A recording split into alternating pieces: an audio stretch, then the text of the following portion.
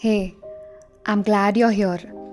If life feels heavy, confusing, or you've been carrying feelings no one ever taught you how to name, you're not alone.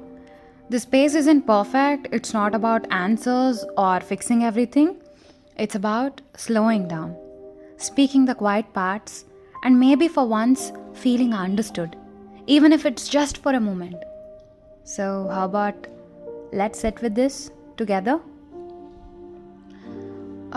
You see, emotional baggage isn't some small inconvenience people carry.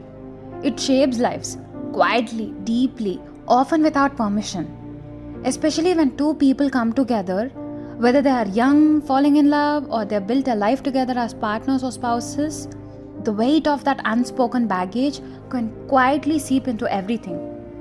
Because inside every relationship, there are two childhoods, two different worlds, two entirely different definitions of love, safety, care, even survival for that matter. Maybe one of them grew up where love was conditional, a place where mistakes were allowed, growth was celebrated, and care didn't come with a price tag. And maybe the other learned love, maybe in a little bit different way, a little bit differently. In their world, love was earned. It can be through achievements, obedience, or well behavingness, silence, or being good enough.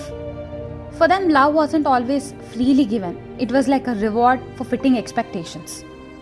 Now, just imagine these two worlds colliding. The one who was protected, who was allowed to fall, to fail, to grow, they moved through life with a quiet confidence. The other, maybe their world was filled with loneliness, with conditions, with parents who meant well but were too busy, too distracted, too burdened to truly see them. Or maybe they grew up in a home full of conflict, constant fights, words left hanging in the air, unresolved tension, but no one ever reassured them that the arguments can happen, that love can be messy and still survive.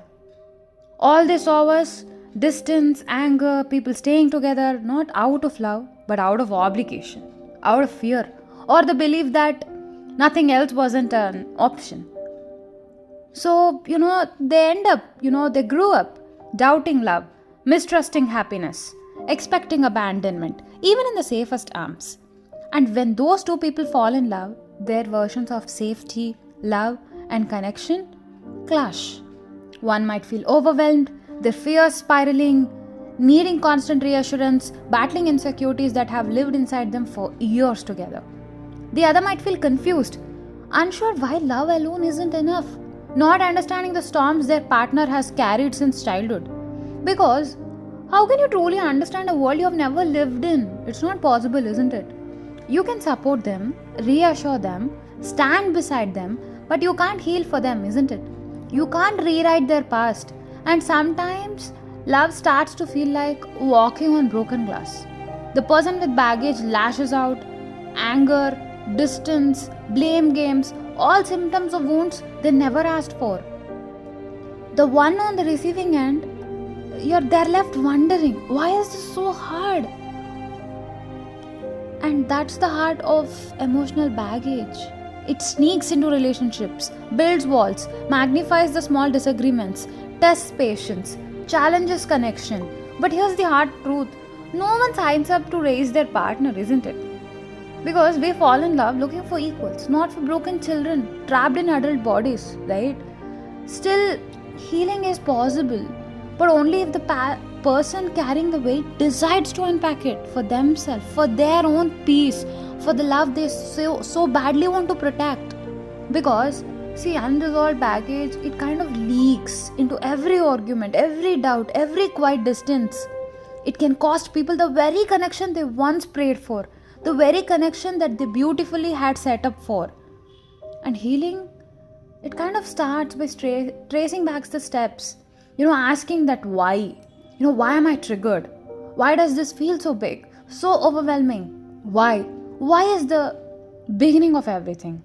It means finding the root cause, the old wounds, the forgotten moments that shaped our fears. It's like physiotherapy for the heart. Uncomfortable, painful, but most necessary. A partner can be your support, your walking stick, but they can't walk the healing for you. They love you. They can actually be beside you, they can stand beside you, but only you can choose peace for yourself.